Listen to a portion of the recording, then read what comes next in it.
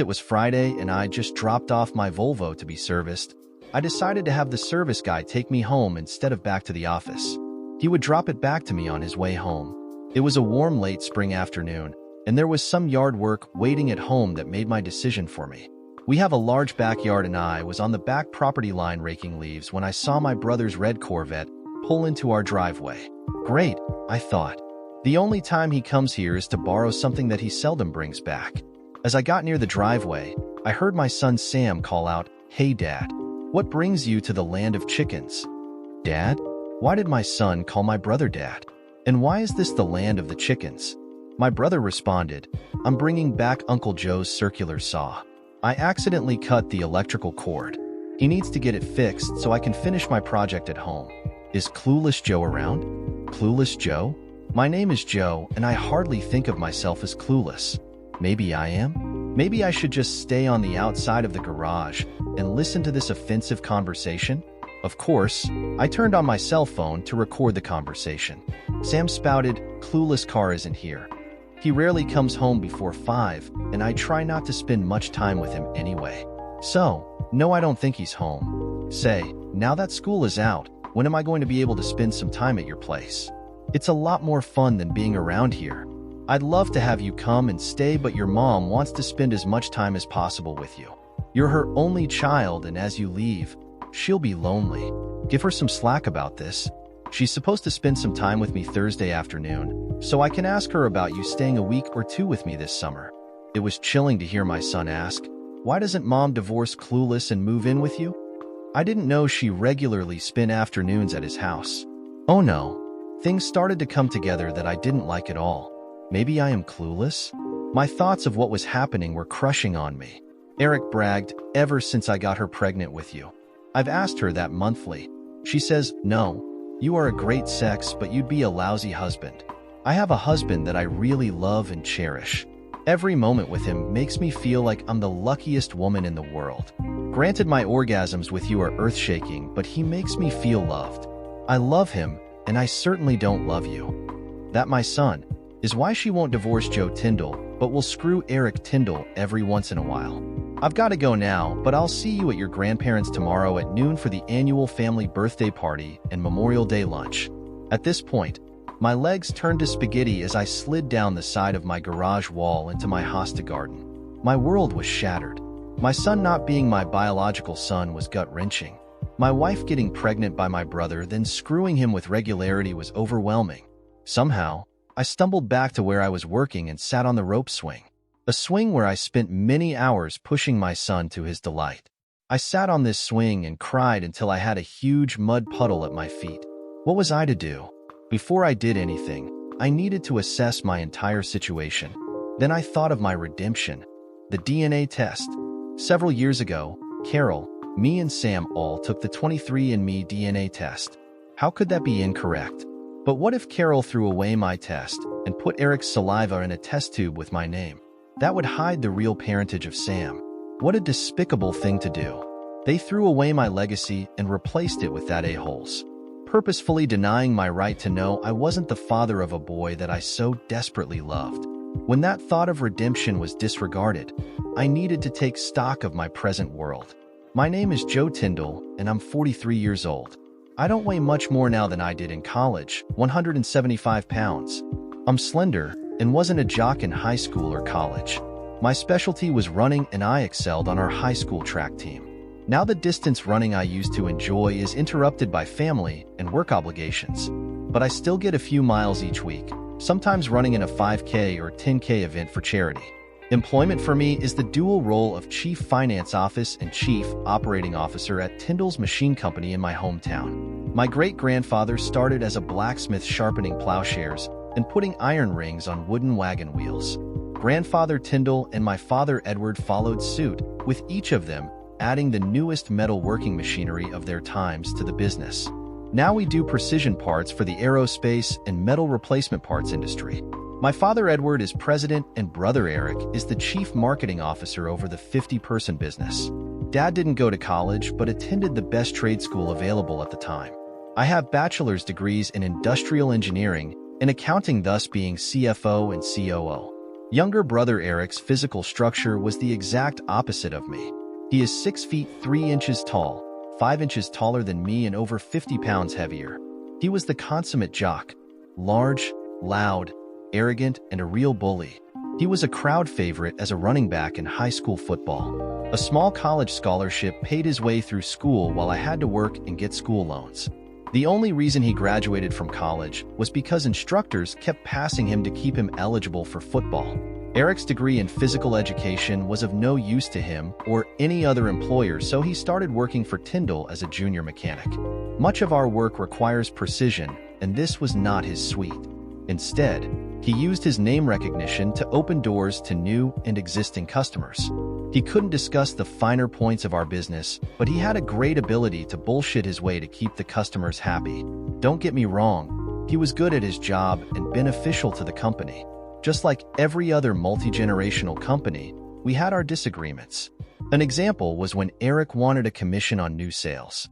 Not out of line for the industry, but he was already drawing a good salary, same as mine. I used that timing to request that I keep all the income from the patents I had recorded. Edward gave in easily to Eric, but I had to really fight him to get the money I had generated. My wife Carol's introduction to me was courtesy of her exceptional bum. She wore a loose pair of shorts and an event t-shirt in a 5K charity run for the high school library. I'd graduated from college and was working with Dad.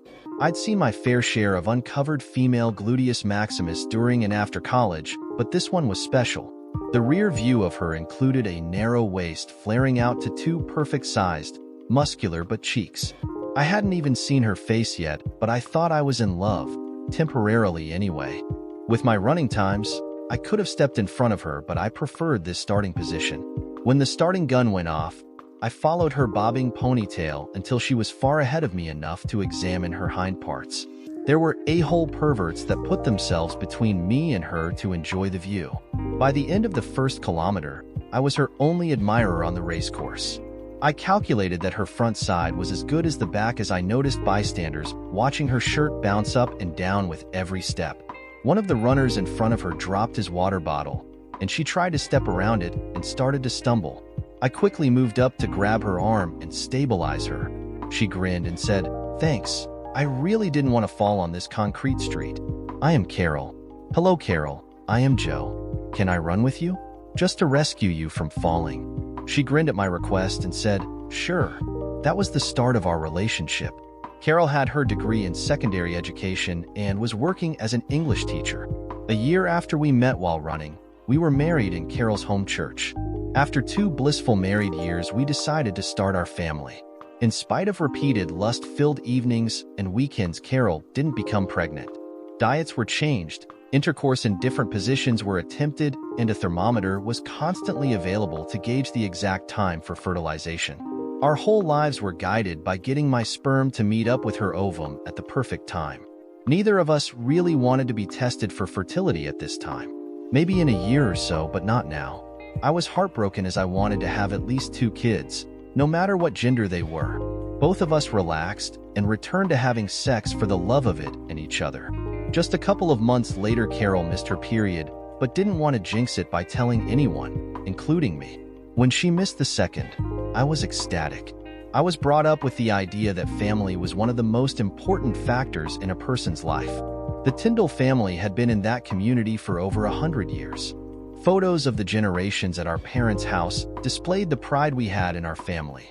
Pregnancy was not without its trials, as Carol was bedridden the final 2 months at doctor's orders. The delivery was complicated, and we almost lost both my wife and newborn son that day. The embryo that became Sam enjoyed the warmth and nourishment that Carol's womb provided. Sam became so large for her pelvis that he had to be born by cesarean. While in the surgical process, he noticed a situation that caused him to caution us to not try pregnancy again for fear of extreme consequences. He made a point to us that another pregnancy may be the death of both mother and child. Something neither one of us wanted, so we acquiesced to his recommended surgery on her. Knowing this was it for us. Not having children made Sam special for us. Sam was a vigorous young boy, constantly active. He and I enjoyed rough housing on the floor, much to Carol's dismay. The hours of us throwing, kicking, and shooting some sort of ball were countless. His grades were not exceptional, but slightly higher than the average boy of his age. It was after his 15th birthday that the relationship between us started to fray. I attributed it to the normal conflict between parent and child at that age. We used to talk for hours throwing the ball back and forth, but he said he was busy now. Too busy on his cell phone and Game Boy to talk to his dad. When he was pressed for some form of contact, he became surly and disrespectful. From what I gathered, it seems he thought being an accountant was less manly than other vocations. Part of that idea probably came as a result as he was now taller and more muscular than I. Over the years, Carol continued to be the perfect wife in every aspect.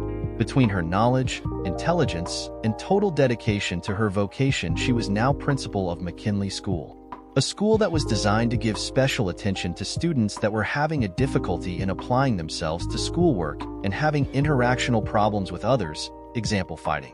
I did notice that this stress of supervising unruly students made for some conflicts at home. She'd make biting comments about something I did or didn't do as per her definition of the task. Her irritation with me rarely extended to bedtime. She was always sweet and loving when we slipped under the covers. There was no part of our sex life I would consider unacceptable or not frequent enough.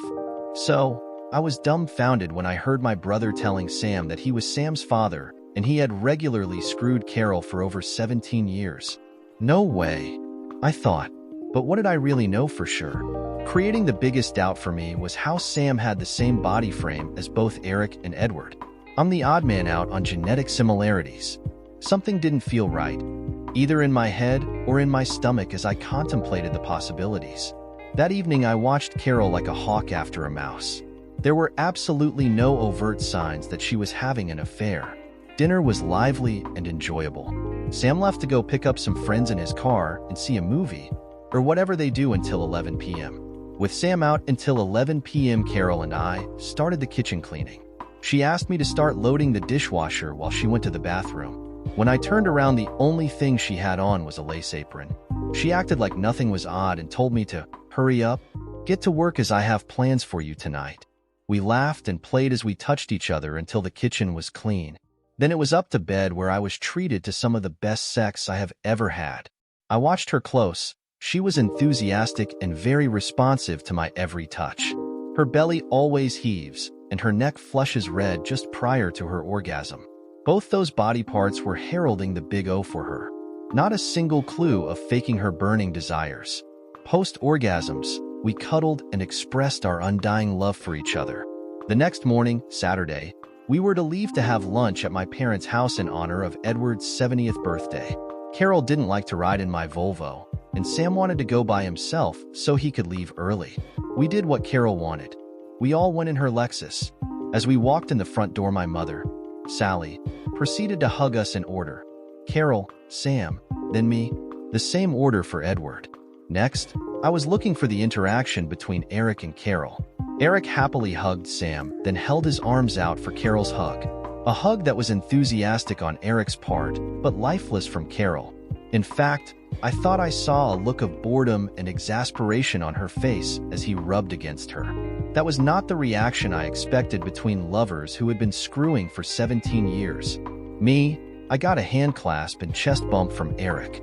He delighted in ramming his 46-inch chest against my 36-inch chest in a form of testosterone level comparison. My thoughts were to probe the skirts of a possible affair and parent controversy. Not be nosy, but be more like the bumbling Inspector Clouseau of Pink Panther fame. Maybe rattle some rocks and see if a snake comes out. During a lull in the conversations, I casted out the first fishing line. Eric, I have to go talk to our CPA Thursday afternoon. Will you be around the office to cover for me? I said that knowing he had no comprehension of accounting processes and would be no help to anyone who called me. No, Joe, I'll be out of the office also. Big project in the works. Carol blew a couple of bubbles in her iced tea with her nose. That means I'm getting close to finding something out. Well, big fella, is it something you will get all sweaty and worn out from? Nah, I've worked with this person many times and I've always come out on top. The look Carol gave him was hotter than any of our plasma cutters. I could see the color draining from her face. No one made a noise of any kind, no fork against plate, no clinking ice in their tea. Midnight at a graveyard was deafening compared to Mom's dining room. Eyeballs were rotating between the 5 of them. That also was a clue that all of them knew about the infidelity. I thought I could hear the sweat oozing up through their skin. This is just what I wanted. Be clueless Joe to the 5 of them. But underneath the clumsiness, I was comprehending what was happening. Dad broke the ice by saying, "Well, you guys get your calendars to see who goes where." He continued, "I'm glad you boys came today for my birthday. My grandfather bought this 160-acre tract while it was miles from town. He'd be proud that the land is still in the family and our family business is going strong under Eric and Joe. As a result of my confidence in you boys and my advanced age, I am going to retire from being president of Tyndall. Eric will be the new president. There will be a change in the salary structure as Joe's new salary will always be 75% of Eric's. I really want Joe to stay in the company and be rewarded for his good work. With Joe's income from patents, both of you boys will have about the same income." Carol squeezed my arm and gave me a warm smile. "So, I will answer directly to Eric?" The Eric, who doesn't know the difference between a CNC machine and a popcorn popper, is going to be running the company. This is a recipe for disaster of the worst kind. Listen, little brother. I've always been the take-charge guy while you have been the head counter of small beans. It takes an alpha male rather than chicken like you to be the boss man. Get over it, Joe. Once again, I win. You lose. That's enough, boys. Eric, you won't be the boss man. I'm still the chairman of the board and outrank you. I own all the stock. You will run the business like I tell you to. This company has been in the family for over 100 years, and I won't let it blow up on my watch. We are Tyndalls, and the important family legacy is in our hands, just like the men on the wall. So, cool your jets." Dad pointed for effect to pictures on the living room wall of 3 generations of Tyndall men. "Speaking of which, Dad, which picture on the wall is your grandfather?" "My grandfather is on the left side of the pictures. My father is next to him, and I am on the far end. I'd have thought you'd know that. I was just confirming it as I have a question. Looking at the 3 pictures, it seems I bear no resemblance to any Tyndall, living or dead. Different body style, hair color, or facial expression. Eric and Sam look like a Tyndall, but not me. I don't understand that." My mother's shoulders shrunk. Her face turned gray at the same rate as Dad's became red. Once again, silence broke out while eyeballs rotated between my parents and Eric. I found the best way to get people to open up is to drop a turd in their lap, then be quiet and let them gingerly remove it without getting too much shit on their hands. "Joe, you might as well finally know the family secret. Your mother and I were planning on getting married, and your mother got drunk at her bachelorette party and got pregnant. She and I were also having sex, so she thought she was pregnant by me. She had no way of knowing. We were married before she even knew she was pregnant. We both were surprised but happy because I thought I was the father. You were a weak and undersized baby. We thought it was because of your mother's pregnancy problems. You were a sickly baby, and we almost lost you when you had the mumps. It was touch and go for several weeks. Joe, you were about 10 years old before we figured that you weren't my biological son. Sally had hidden the fact that she had sex with someone else prior to our marriage. She said you looked very similar to this other guy. When DNA tests became readily available, we tested and confirmed you are not my biological son, but Eric was. Well, that answered some questions as to how I was treated versus Eric. This was not the bomb I was expecting.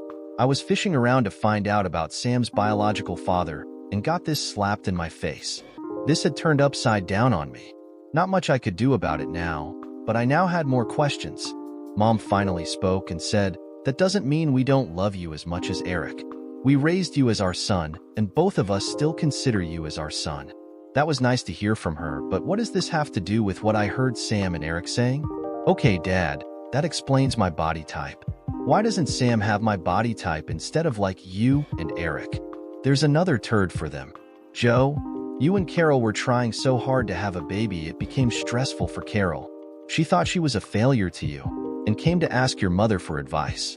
She remembered that you had a severe case of mumps and were probably rendered sterile. Your mother and I came to the conclusion that for your marriage and the Tyndall legacy, we needed Eric to impregnate Carol. Carol objected at first, but realized how everyone in the family would benefit from there being a new Tyndall baby. That includes you, Joe. You wanted a family, and Eric and Carol provided you with what you couldn't produce. We'd hoped that this wouldn't be discovered. But between DNA tests and genetic differences between Tyndall and non-Tyndall body shapes, it would inevitably come to the surface. My mind was swamped by a blizzard of emotions. Emotions that were swirling around like a tornado inside my head. No words, I couldn't comprehend this fateful discovery. Both my mother and wife surrounded me, lovingly and tenderly hugging me. Both had tears in their eyes knowing the pain and confusion I was experiencing. Mother was whispering, my son, I'm so proud of you." Carol whispered, my husband, I love you so much." Dad said, "Our hope, Joe, was that you wouldn't take offense at this, but relish the love that your family has for you." Gee, Edward. Oh, may I call you Edward now that I know you're not my father? Why would you think I wouldn't mind being humiliated by my entire family? Sam snarled, "Now you know how humiliated I've been. Having kids think you're my father instead of a real man like Eric." Jez. Everyone turned their eyes to the insolent Sam. While slapping him in the face, Carol shouted, "Joe's been the best father in the world for you. He didn't spare a thing to make you happy. I've seen 1,000 kids with a father worse than him, but none better than him. You should count your lucky stars that he raised you." Sarcastically, I said, "Why'd you take so long to inform me of this generous concern for my feelings? Why not pull the scab off the wound right away instead of lying to me all these years?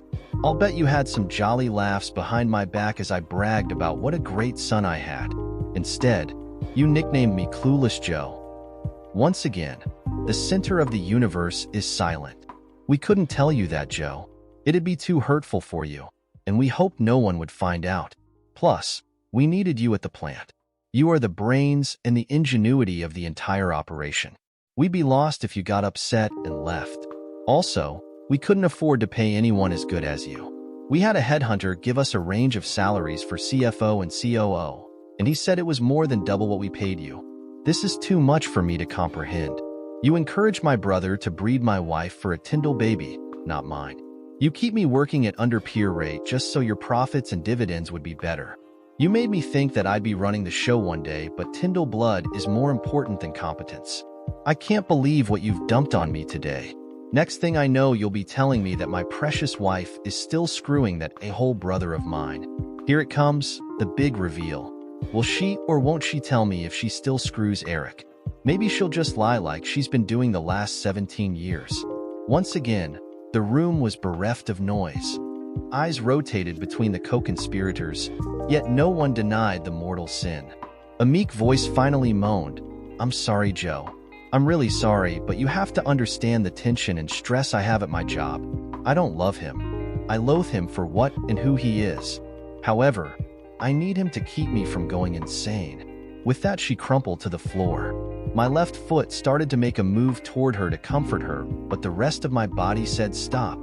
She brought this on herself. Now she has to deal with the consequences. "I'm sorry about this, son. But son, you hypocrite. Calling me son after torpedoing my whole existence. Giving me the minimum of affection compared to Eric while we were kids. Encouraging my wife to cuck me, pushing Eric's scumsucker kid on his mind. All the while laughing at my complete ignorance of the absolute and total disrespect you had for me. I'm done with this den of snakes. While saying you were doing this for me, you were intentionally and literally screwing me over for your own personal reasons. None of those reasons were to my benefit. They were all heartbreaking to me. I'm like a newborn orphan, an abandoned baby with absolutely no one to come to my aid. A personal and heartfelt screw you to each and every one of you slimy scumsuckers." With that tirade shouted so loud that spit was coming out of my mouth, I turned to leave. Just as I got to the door, a big paw grabbed my arm. "I'm sorry about this, Joe. Since it means so much to you, I'll quit screwing your wife. I've been doing her for so long, she is all stretched out, so I'm giving her back to you." The sheer audacity of that consummate a-hole, giving my overused wife back to me. Again, I turned to the door, but this time Eric spun me around. The spinning motion was of surprising value to me, as I had the chance to sucker punch him as I was turning. I aimed at his nose and swung with all my strength. Trouble was I missed. I didn't realize how much taller he was close up. Instead, My fist hit him directly in the throat. Even though my swing didn't come close to his nose, his dark brown eyes sure bugged out of their sockets.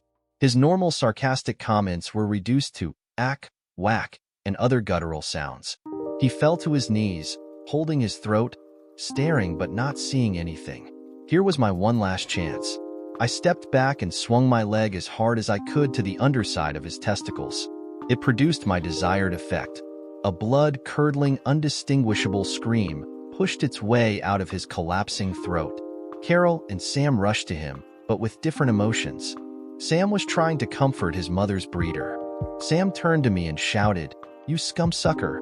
Ha, the hypocrisy of it. One scumsucker calling another scumsucker a scumsucker. What a screwed-up sewer you have here, Ed and Sally. A mess. Carol started kicking Eric in the back as hard as she could, screaming, "You a hole. You deserve this and 1,000 more." I left the mini riot, got in Carol's car, and proceeded to back it into the driver's side of Eric's precious Corvette. As I accelerated out of the yard, I clipped the passenger side of Edward's new F-150 pickup. As a result of my anguish and humiliation, it was all I could do to hold the car on the road. An abandoned gas station gave me the opportunity for a respite from my turmoil. First, I cried until I thought I'd dehydrate myself. Then the anger burst like a 4th of July firework. Beating the vinyl dashboard was the most I could manage in my state. Finally, exhaustion took over. My limbs were weak and my mind numb. The cell phone's buzzing sound from the floor was one of the many calls and texts that the slutster, formerly my wife Carol, attempted. With a deep sigh, I thought, what could I do now? There was no way they could undo what they had done. Not only was I a cuck, but also a true scumsucker with my mother not being married to my biological father. Well, isn't this an absolute shitstorm that I'm in the middle of? 3 days ago, I was king of the world. Now at IS, a world of shit. The only good thing I could think of was that I did have options. I could continue to be clueless Joe and I would get a raise in pay, but would have to report to Eric or Edward as my boss. Every day I would see Eric and Carol, causing the same pain in my gut that I had today. That was not going to happen as both of them had screwed up my life. No way to option 1. Option 2 was to just quietly sneak out of town.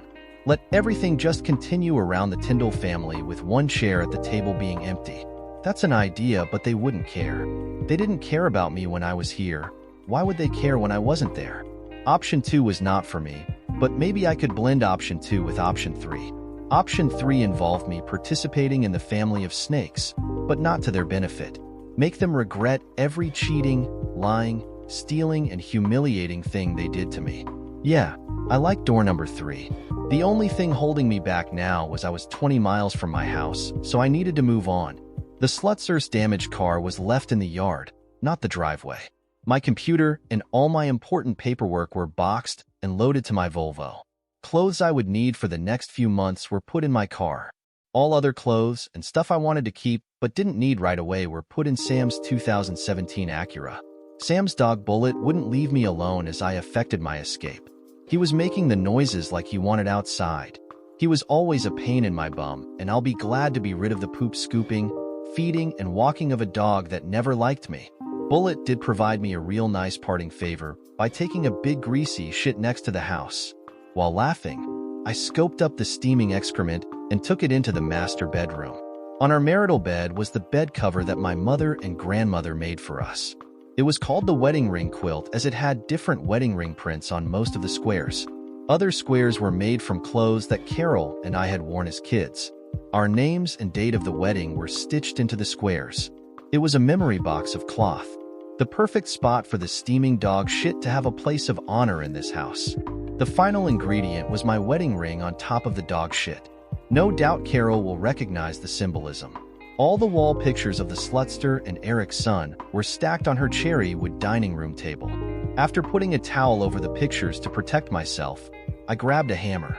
I drove my biggest nail from my shop through the entire stack, sending flying glass in every direction. Now I was ready to move on. There was nothing nor nobody making me feel I needed to be here.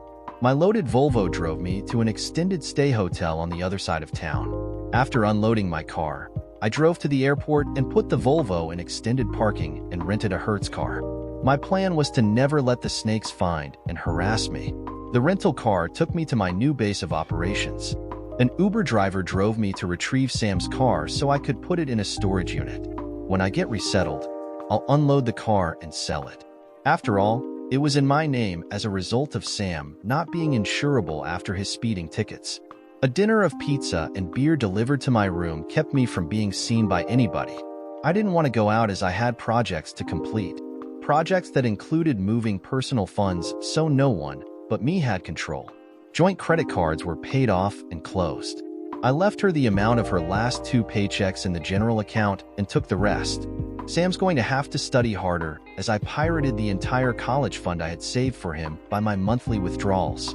He'll have to ask his real dad for that money. Getting sleep that night took a bit of mind adjustment. I kept looking back on the good events with my family and wanted them back. Reasoning showed me the point that the people I loved didn't give a shit about me. Why should I care about them? After that reset, I became less clueless Joe and more fearsome Joe. Tomorrow, fearsome Joe will hit Tyndall Manufacturing. It would be Sunday, and no one would be in the office. Oh, what a fun day I could have. Funny how that made me sleep better. My rental car and I parked a reasonable distance from the front door of Tyndall Manufacturing. I could have parked my spot, but then someone would think I was there. After turning off the security alarm, then rearming it, I went to my office. Since I was the CFO, I had access to all moneyed accounts. Tyndall had 7 different accounts, so I moved all the money to the one main account, reserving enough for 2 paychecks for the staff. The line of credit at the bank was maxed out and added to the general account. I wired all the funds to our international account in the Caymans. It was still company money. I had no intention of being charged with any crime other than being a cuck. This Cayman account was established years ago as we used it as a clearinghouse as we bought and sold items to European companies. Now the fun part begins. I changed the login name and password to every account. No one will be able to access the accounts for some time. They won't even know where to start as none of the banks sent paper or email monthly statements. While chuckling, I revised the postal address to 101 Big Tree Street, 2. Montana, 59085. I sent closing emails for electricity, gas, water, telephone, and internet. Since the beginning of time, the Tyndall men had always saved every piece of business-related paper. 5 years ago, I initiated a program where everything was on the cloud. The only paper we had was vehicle titles and warranties. All members of the finance department had access to these files. I was the only one authorized to add and delete files. Passwords and login were changed so no one could even peep at an account. Any of the CNC machines that were online had a new password and login. Eric's office was my next spot to pirate anything juicy out of his computer. It didn't take much time to find some video files. Files of him screwing staff members, wives of local people, and of course files of Carol. I put the videos on my thumb drive and left his computer undamaged. I wanted to save this retribution for later. The last stop was the utility room, not an ordinary room but a fortress. The main line for our electricity entered this concrete-walled secure room. Tyndall Manufacturing consumed a huge amount of electricity when all the machines are humming. Touching the wrong wire at the wrong time would reduce a person to ashes in a nanosecond. The electrician and I were the only authorized people to enter. The electric company bureaucracy would take a few days to shut down our service. In the meantime, I'd shut everything down from the secure room, then added new locks. By the time they figure that it was the main transformer box shutting off the switches, the power company will turn out the lights.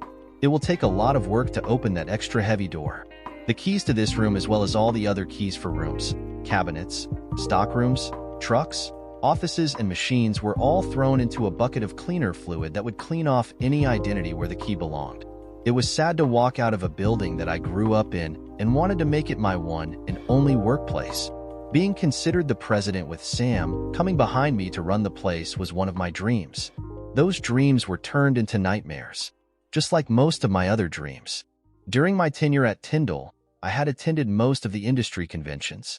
I went to meetings and breakout groups. Eric took buddies drinking and to strip clubs. This is now my new hunting ground for employment.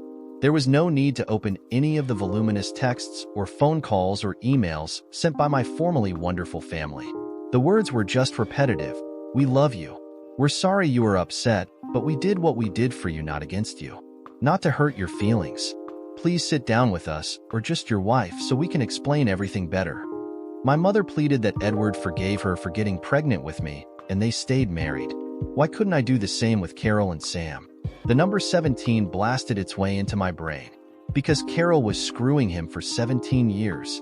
Your mother was just a slutty one-night stand. Tuesday morning, I called my attorney, Bob Carson, to represent me and discuss my options. He had an opening at 3 p.m., so I went back to my apartment and gathered up the documents I thought he would need. My preferred attack would be to file for divorce for adultery, but I'd have to move that witch to another state for that. I doubted she would go along with it. I did share the consequences of her infidelity with him and told him I don't want to pay child support. I'm okay with a 50-50 split of everything. I don't own any stock in Tyndall Manufacturing, so that was off the table. All I had was a salary and some income from patents. It was to my benefit that Tyndall Manufacturing was hosing me on a substandard salary. A salary I thought one day would lead to presidency and stock ownership. As a school principal, Carol's wages were very close to mine, so the attorney thought it should be opened and closed easily, unless she fought it. The plan was to do the paperwork and have her filed as soon as possible, preferably at her school. After all, she humiliated me for years. It's time to share some shame. While at the attorney's office, I informed him of the rearrangement of Tyndall funds. Since I was CFO, the company gave me authorization to move money between banks. I didn't take a cent out of the accounts. The money still belonged to Tyndall Manufacturing. They'll just have to do some work to get their hands on it. He thought my actions were ill-advised. Joe, if this rearrangement, as you call it, results in any monetary loss to Tyndall, then they can have a cause of action against you. They could sue you and possibly win. And get what? What assets do I have for them to spend huge sums of money for revenge? Besides, they wouldn't like me being in court, under oath, informing the good citizens of our city why I did what I did. No, sir, they don't want that Pandora's box opened for all to see. He shook his head and informed me of the $3,000 retainer check he needed. From my list of manufacturers I had met and would consider working for, it didn't take very long before I had 3 meetings. These companies wanted both my services and access to my patents. There was absolutely no reason to stay in town. I had many friends I could count on to help me, but I hated to burden them. There was only one way to get myself out of this vat of shit. Fight my way to the top and jump out to some new place. Start over at 43 years old. A week later, Bob Carson called and told me he had just returned from the county attorney's office. Edward was screaming and wanted me to be arrested for embezzlement, wire fraud, and grand theft. Bob told the county attorney and Edward all the funds were in a Tyndall account that has been active for years. All the money still belongs to the company. Nothing has been withdrawn. Edward just has to make arrangements to have a new signer on the account. Of course, I knew that would require the old a-hole to fly down to the Caymans. Something he absolutely hates to do, fly, especially over water. A month after Carol was served with divorce papers, my attorney called and asked if I had returned her phone calls. I laughed at such a silly question. Of course, I didn't return her call, text, email, snail mail, or smoke signal. There were 2 legal issues that were standing in the way of completing the divorce. Carol was objecting to my taking Sam's college fund and car. Even my attorney thought it would be difficult to get that past the judge. My response was that I would let them have half of the funds. If that wasn't good enough, I would file in court for fraud, as I was led to believe I was his father and paid all his expenses over the last 16 years. I would sue Carol, Eric, Sally, and Edward. I may not win the case, but the media would have a great time watching Tyndall dirty laundry float in social media. A week later, the attorney called and said Carol was willing to sign the papers as submitted, provided I spent 1 hour with her. Supposedly she wanted to justify, or maybe just explain the horrible things she did to me. Either way, I didn't care to see or talk to her ever again. However, the new clean slate I was creating required extinguishing any legal entanglement with her and anyone named Tyndall. Under the condition that only Carol and I were in attendance, I agreed. I also wanted to have a video of the complete meeting to make sure I wasn't trapped or drugged. Sounds silly, but after what I had cluelessly endured for the past 17 years, I was taking no chances. At 3 p.m. the next week, I backed my rental car onto my previous driveway. Seeing no other suspect cars that could contain people I didn't want to see, I approached the front door. She must have been watching for me as the door opened as if by magic. I must compliment her. No sexy dress to tempt me. No favorite dinner in the oven or my special drink were on the table. 2 stacks of papers that would render our marriage legally destroyed were placed between us. Romantically, the marriage had already been destroyed. Just like taking a shit, the paperwork is the last thing to be completed. She offered a drink, but I sharply declined. Purposely, I didn't ask how she was because I didn't care anymore. Why should I? Instead, I said, "Okay, you got me here. You can start." For the next 15 minutes, I heard her recite the Cheater's Bible, chapter and verse. Nothing new here. I tried to count the number of, "I'm sorry," and "Can we work this out?" But her rhetoric was boring to me. She even opened up the history book and quoted how Edward had forgiven my mother. With a sharp and large letters I wrote, "1 time is less than 17 years at 24 times a year equaling 408 screwings," on her envelope. It wasn't that many times, Joe. "Okay, show me the math, how many times?" With a small and trembling voice, she whispered, "Too many." There was no anger or rage in my face, just absence of emotion. Seeing my lack of interest, she came up with something for me. "Do you want to ask me any questions?" Staring directly into her eyes, I said, "Why?" After a deep sigh, she began, "You know I got coerced into giving you a child from Eric's sperm. Your dad, oh sorry. Edward really wanted that Tyndall bloodline to carry on. He was concerned that any floozy that Eric knocked up wouldn't be good enough to carry the family name. Even while trying to get pregnant with Sam, I still made love to you, hoping you would be the one to get me pregnant. I really wanted to have your baby and be a family forever, but I screwed that up royally." The thought of smearing her with the same floozy name tag that Edward disliked was tempting. I'll just let her stew in her own juices for a while. I don't agree with your disgusting conclusion, Carol. I've heard it enough times to be repulsed by the premise of Eric's baby creating a bond in our family. So was continuing to screw Eric after becoming pregnant your idea of keeping us as a family. Was it so much fun to continue some secret humiliation of me? No, Joe, that had nothing to do with you. Bullshit, I shouted. It had everything in the world to do with me. I was your husband. You promised not to screw anyone else, let alone screw my brother. What's wrong with you that you thought sex with anybody else was okay? No harm if I didn't know about it? I'm sorry I said that wrong, Joe. I meant to say it was more about me than you. When I decided to get pregnant with Eric, I found out that he was never as good a lover as you. He was demanding. It was all about his meat and what it could do for him and not me. I couldn't wait for him to knock me up. I was happier to have that crude man stop pounding me than being pregnant. He was sweaty, smelled gross, and made me feel terrible that I had to endure that. Once I became pregnant, I stopped seeing him. Now all my sex was focused on the man I loved because he loved me and wanted to please me, which you did. After being with him, I cherished how you treated me, both in the bed and out of the bed. So you went back to him later because I was too good a lover. Ridiculous. This may sound terrible. Yeah, this whole Eric thing sounds terrible. Hurry up with telling this sad story about how you had to screw the big bad man that didn't please you. Please, Joe. I've only got an hour for what's left of my life with you to tell the story. I still love you, but I know I've ruined my chance with you. I just want to convince you that what I did was completely unrelated to my relationship with you. You were wonderful to me, the best husband a woman could ever have. But I have a flaw. I have been very successful in my life, and it sometimes goes to my head. I begin to think I'm better, smarter, and more intelligent than my peers. I lose my compassion for others and act like an arrogant witch. And you know I do. I needed a man to be cruel to me, and Eric fit the bill. Joe, this flaw was manifested after your mother and father convinced me to get pregnant by Eric rather than you. You mean when you were bred like a farm animal? I interjected. I suppose it was somewhat like that, as there were no expressions of love. We undressed, had sex, and I left.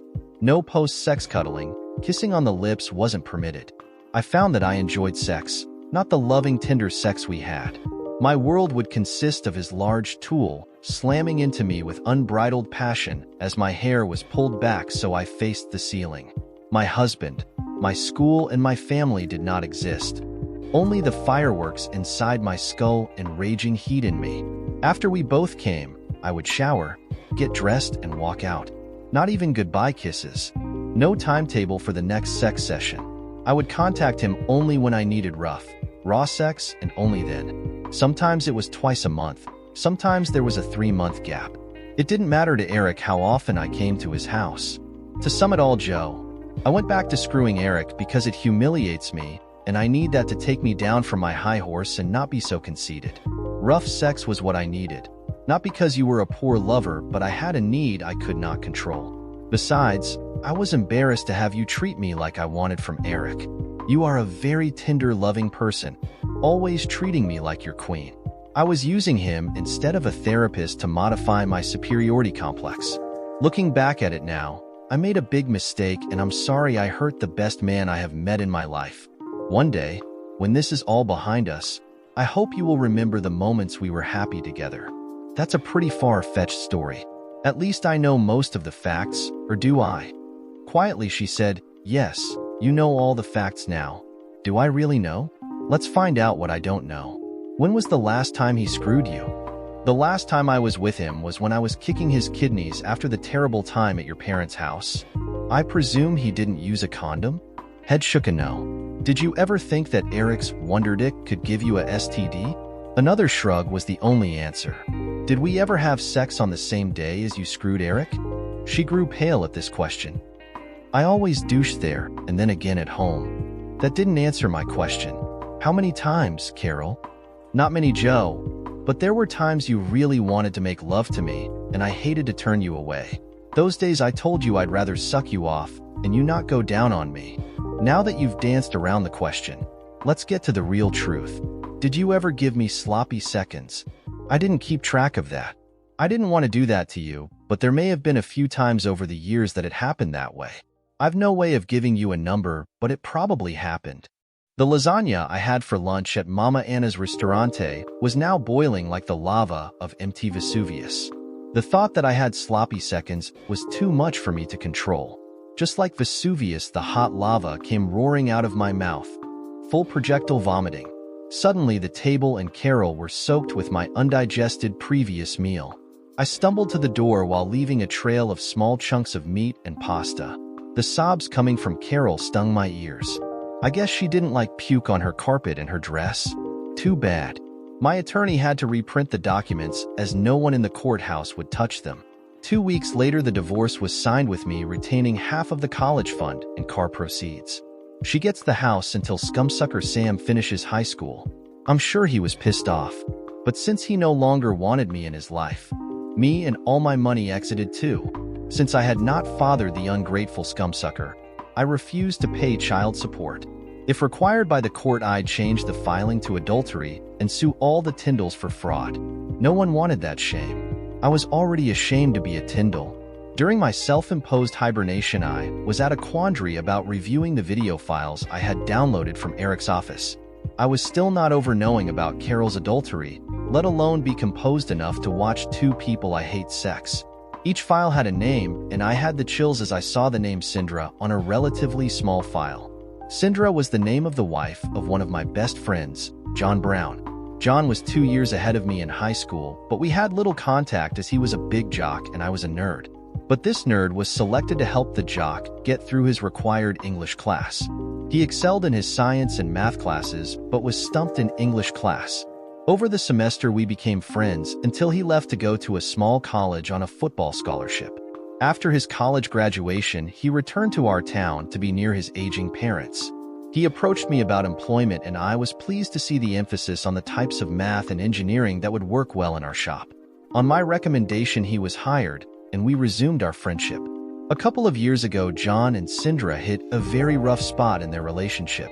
From what I gathered, Sindra had been at girls' night out and had either been drugged or drank too much. Either way, she had sex with some guy. She was ashamed and told John as soon as she got home. But by then the damage had been done. They had 2 small boys by this time, and it would have been disastrous to get divorced. The Sindra file was the smallest video and started with her stumbling into a hotel room. It was apparent that a cell phone camera was on a dresser. She walked like a zombie and started to stare at the king-size bed. Eric entered the picture and undressed the stupefied Sindra. I thought there was no audio, but it was because there was no talking. I had been impressed by Sindra in a small bikini at the lake, but as she stood there naked, I was breathless. Now I'd seen why John didn't want to get rid of her. Eric pushed her down in a sitting position on the bed. No tenderness or loving for the couple, just plain getting to it. He banged the inert Sindra until he grunted. After having his fun, he grabbed a drink from the mini-fridge and lit a cigarette. Slowly, she shuffled to the bathroom, composed herself, got dressed, and left. Neither one had said a word during this sex show. John had always wanted to know what had happened, but now I have some evidence in case he wants to seek revenge. I had John come over to my apartment to discuss something very private. After a couple of beers, he asked about my top-secret discussion. Unbeknownst to me, John, I stumbled onto a video of your wife having sex with another guy. It appears to me she was either drugged, drunk, or both. I can either tell you who it was, show you the video, or both. Which way hurts you the least? It took some time for the big man to compose himself. Tears were building up in his eyes, and his breaths were deep. I put my hand on his shoulder, but didn't say anything. Who? Was all he said. Brother Eric. But she dislikes him immensely. Thinks he is a real a-hole. Why would she screw Eric? Like I said, John, she looked spaced out. I'll show you the video to prove she was not the instigator of that tryst. After viewing the video, he now knew the unnamed guy that screwed her after girls' night out several years ago. She didn't know his name or even why they had sex. She was sobbing uncontrollably while telling the story to John. Trying to speak calmly, he asked, why would he screw an employee's wife like this? She said it was the only time, and he never contacted her again. My guess, John, is that he didn't know her last name. Just drugged the best-looking woman and screwed her. He didn't need her name, just her kitty. As he stood up, he said, thanks, Joe. Surprisingly, this is very helpful. I'm glad I forgave her then because she was so upset and sorry.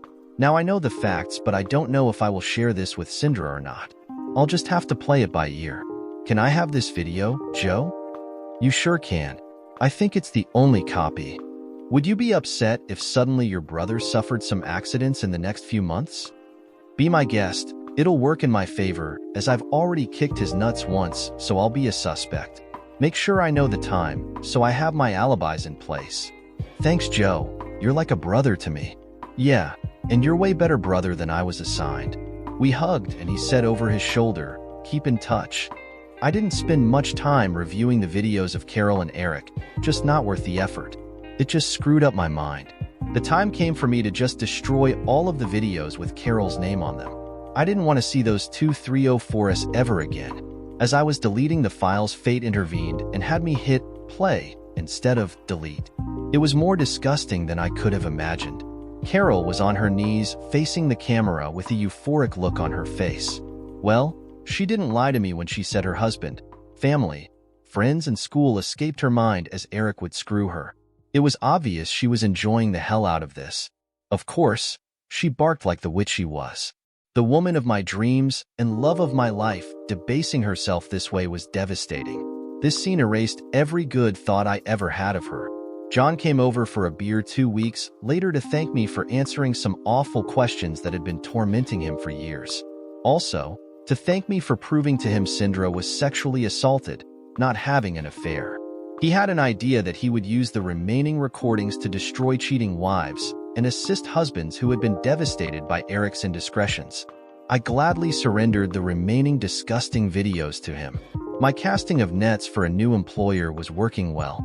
One of Tyndall's main competitors contacted me and requested that I travel the 100 miles to their city for an interview.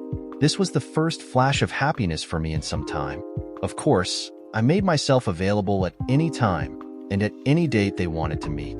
The Donan Corporation was headed by CEO and President Tim Donan. My meeting with Tim, don't call me Mr. Donan, went very well, and I was offered a very nice employment package similar to my peers. There was one caveat. I had to meet with the head of the Reynolds Resources for a personality evaluation. Considering what I had endured the past few months, I worried about what they might find wrong in my head. The person I was supposed to meet the next morning at 10 was Mickey D.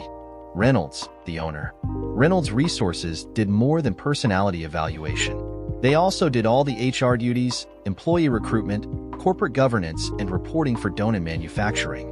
Tim said this took a big load off his mind as he was a consummate engineer, a guy enjoying projects more than paperwork. Their office was very modern and sophisticated, a change from Donen's basic manufacturing office. After giving the attractive receptionist my name, I was offered some coffee and a couch to sit on until Mickey D would see me. Once again, no Mr. Reynolds, it's Mickey D.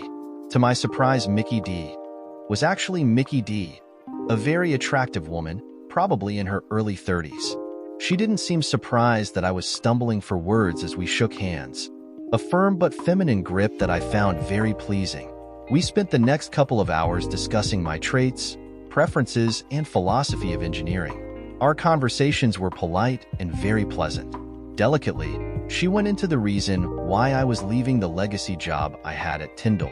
She knew that she wasn't allowed to ask any personal questions, but she let the door be open for me to inform her of anything I wanted. All I told her was I was passed over for president and was underpaid for the duties I performed. Oh gosh, Joe, it's 11:45, and I'll bet you want to go to lunch. I'll send my report to Tim, and he'll be getting back to you with more details. Would it be outside of company rules for me to offer to take you to lunch? You know, kind of like giving the new employee a Chamber of Commerce tour. She gave me a sly smile and said, I'd love to do that. Off we went on the first of many lunches that turned into dinners and more over the next few months. I was slow to enter a relationship, but eager to spend time with her as I really liked being around her. From her reactions, she seems pleased with the pace and building of a friendship. During this time, Tyndall Manufacturing was having a struggle financially. Even though Tidal had the cash to pay all the bills, the money was just not available. Edward had to act quickly as vendors and suppliers needed to be paid. He had to use his emergency asset to keep the company afloat. The 160 acres of prime development close to town was worth millions. However, the thought of mortgaging this property rattled all the cold bones of the Tyndalls that had owned that ground for over a century. The mortgage funds kept the company going until Edward went to the Caymans to get control of the money. However, the reputational damage was heavy. Instead of allowing Tidal to pay for material after 14 days, suppliers demanded cash in advance.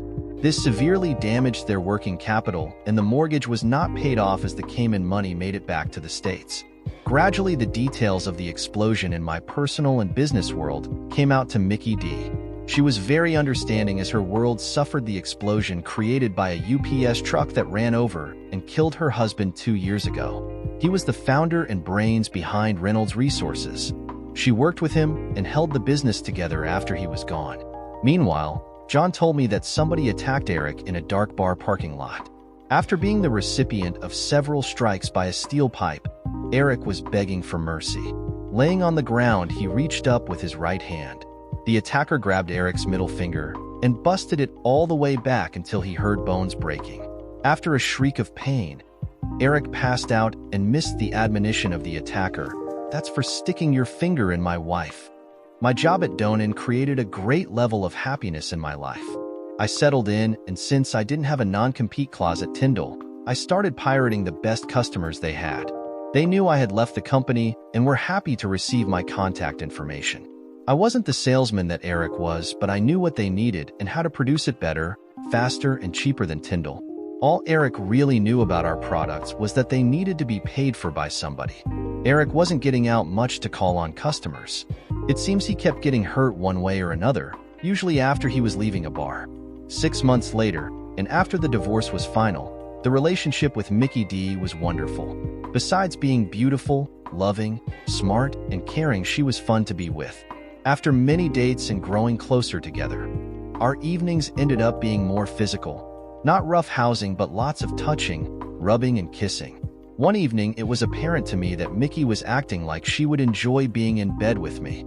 After dancing closer than usual, she recognized the signs of my sexual interest in her. While her leg was rubbing between my legs, she looked up with those beautiful eyes and said, "Shall we leave now?" "Absolutely."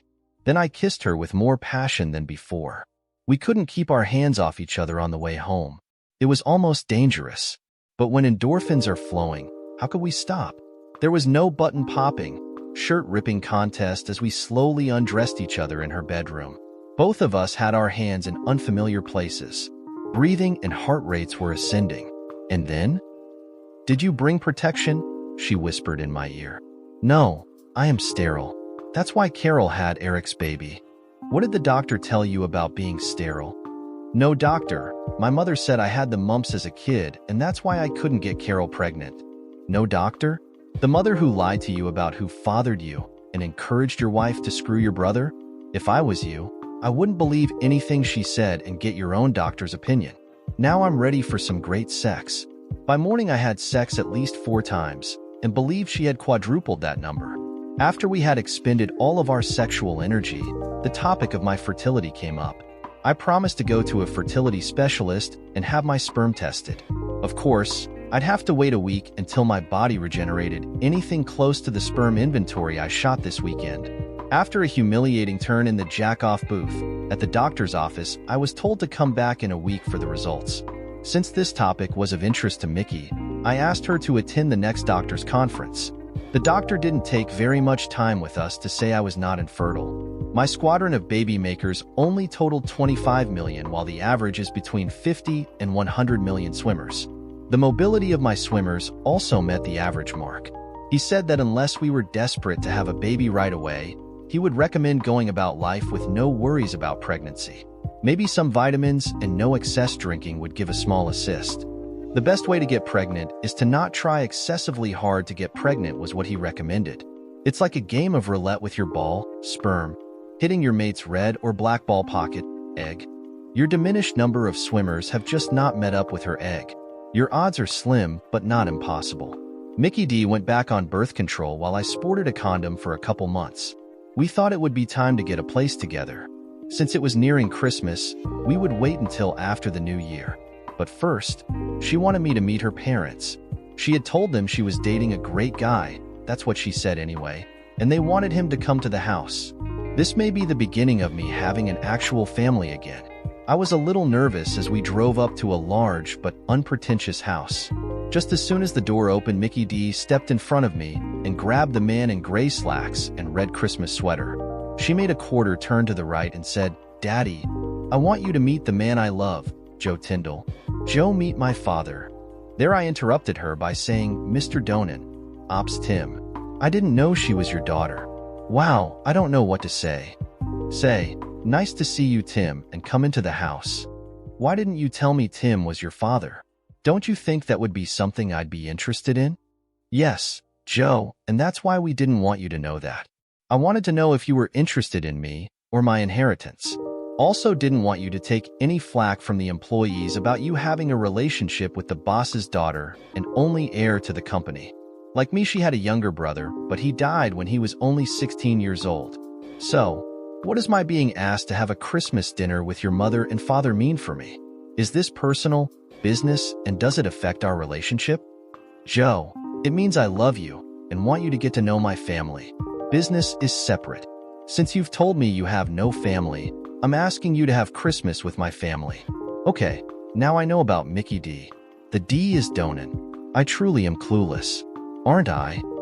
She giggled, saying, "Maybe you should have a D in your name for duh." At which time all 4 of us laughed. With the air being cleared out, we all had a wonderful afternoon and evening. I really enjoyed being with Tim and Mickey's mother, Barbara. I may be clueless, but I got the impression that my request for Mickey's hand in marriage would be accepted by her parents. I'm pretty sure Mickey would say yes, but considering what's happened to me, I hate to take anything for granted. My instinct was correct as Mickey jumped off the couch and onto me when I went down on one knee with a blue velvet box in my hand. She removed her lips from my face long enough to pant, "Yes, yes, yes," then returned to her, sucking all of the oxygen out of my lungs. Not that I didn't enjoy her enthusiasm. 3 months later, we had a small wedding. No one on my side of the church but John and Sindra and some new friends I had made. After a honeymoon to the Caribbean, we came back to my apartment and started our life together. First order of business was for Mickey to go off her birth control pills. We figured it may take some time before my guys met up with her egg, so let the good times roll. We went to the county courthouse for name changes. Mickey D. Reynolds changed back to her maiden name of Mickey Donen. With society's more lenient attitude towards gender identity, marital status, and personal names, I changed my name to Joseph Timothy Donen. When we requested his permission, Tim was both honored and delighted that I took the name Donen. With tears in his eyes, he whispered, "Thank you, son." My friend John found a file of Carol screwing Eric and had the desire to avenge both his and my cucking. John's son Tyler was the same age as the boys in Carol's school and played sports with them. Tyler provided John the text addresses of a number of junior and senior boys. Using a new address, John sent a copy of Carol and Eric screwing to each of these guys with the heading, "Principal Screwing Class 101. A week later, Carol was walking down the hallway between classes when she heard someone sharply barking. She thought that odd. Turning toward the sound, there was a small group of senior boys smirking at her. At first, she thought she had a button undone on her blouse, or her skirt had ridden up her thigh. As she turned back, she was startled with bark, bark, bark, coming from a different group of boys. Remembering that the school mascot was a bulldog, she imagined that there was some team building started for the game this Friday night. As soon as she stepped into the office, the barking stopped. For the next 2 hours, she didn't hear the barking repeated, but when she stepped out of the office, it started up again. From one end of the hall to the other, it was sounding like she had just walked into a dog kennel at feeding time. Occasionally, there was a howl, but mostly bark, bark, bark, resonating wherever she went. None of the other staff members were experiencing this phenomenon. The next morning, as soon as she stepped onto the concrete parking lot, it sounded like the starting line of the Alaskan Iditarod dog sled race. All the mouths were now directed at her, just like she had a 50-speaker surround sound turned to full blast. She hustled into the building, looking forward at the concrete, not the dog impersonators. She breathed a sigh of relief as the doors swung shut behind her. As she walked to her office, a single male voiced, "Bark like a dog." Which? Bark like a dog. The deep voice sounded like Eric's, but what was he doing here? Why would he be saying that phrase? Like a ton of bricks tumbling onto her head, she realized what had happened. The boys had a copy of one of the videos of the doggy screwings that Eric had subjected her to. She jumped over the question of, how did the video get out? Straight through to, oh shit, what am I going to do? My job? My career? My dignity? All would be torn to shreds. She quickly ran into her office and slammed the door. Were her staff members smirking at her? Did they know what happened? Who has seen the video? What do I do now? Halfway through the first school class hour, when the halls were empty, she dashed out of her office. Over her shoulder, she shouted that she felt sick and was going home. She sure didn't lie to them. She really did feel sick. But she didn't go home. She roared down the street to Tyndall MFG. Bursting into Eric's office, she snarled, "Did you give out videos of us screwing? If you did, I'm going to kill you." Eric could see and feel the heat from her rage. Quickly, he stammered, "Nope, I've got them all in here. I'm the only one who has them." As he patted his computer and brought up the file, "You stupid, you've been hacked. They've gone viral and I'm ruined. Can this life get any worse?" Sobbing and moaning, she crumpled to the floor. Not knowing what to do, Eric ran to his father's office, and they both raced back to the howling Carol. The two great minds decided to take her back to her house, shut the door, and go back to work. 5 years later, Carol had to relinquish her principal position as she had lost the respect of staff, students, and school board. A job was created for her as she was an expert in her field. Her new role was in an unfinished basement office where she reviewed all the new state and national procedures and guidelines. She had very little face-to-face contact with other employees and none with students. With greasy, unwashed hair, dressed in flannel pajama bottoms with her fluffy slippers, she went to the building at 6 a.m., then left an hour before school let out. Her infamy forced her to live as a social leper, going out of town to purchase groceries. Sam seemed to be sent home quite often for fighting. It's difficult to keep from fighting when his classmates kept referring to his mother as Lassie the Wonder Dog. At first, a number of men took an interest in her and sent her dog biscuits with their phone number attached, hoping for a reply. Title MFG's financial position took a toilet-like swirling dive after I left. Losing customers to Donen Manufacturing, increased CFO and COO expenses plus poor management by Eric, doomed the economic viability of the company. In order to pay off the mortgage and other debts, Edward had to sell off the family legacy 160-acre farm. The land would be developed into mid-priced housing, taking advantage of the beautiful rolling terrain. A business broker found a buyer for the company, and Edward pulled the trigger that killed the family business. Edward and Sally rented a small apartment that took a good portion of their Social Security check. When Edward and Sally died, the only evidence of the Tyndall family in town would be on tombstones. Eric and Sam left town as they began new careers as used car salesman and burger flipper. On July 1st, the company purchaser called for an all-employee meeting to meet the new president. Edward and Eric were invited not to attend. The new shop foreman, John Brown, called attention from the inquisitive crowd and shouted, "Ladies and gentlemen, let me introduce you to our new president, Mr. Joe Donen." The staff was glad to hear that they were sold out to a competitor rather than a huge conglomerate that would sell off the equipment and fire everyone. The real surprise came when I came out from the office. Mumbling and staring, most people recognized me, but not by this name. "Hello, everyone. I'm glad to be back in this building. Did you miss me?" This was met with a huge roar. I guess Eric wasn't as good a president as he thought he was. After assuring the assembled Donen manufacturing employees of expected utilization and growth from the former Tyndall manufacturing, the employees started chanting, "Donen, Donen, Donen." Of course, the name on the building and your paycheck will be Donen Manufacturing. More cheers. Thank you for the wonderful reception. I'm sure this will be a great change for all of us. Now, let me introduce you to my family, my wife Mickey D. and our son Timothy Joseph Donen. Yes, the DNA confirmed he was my son. Dear listeners, please share your thoughts in the comments section below, and don't forget to like, share, and subscribe.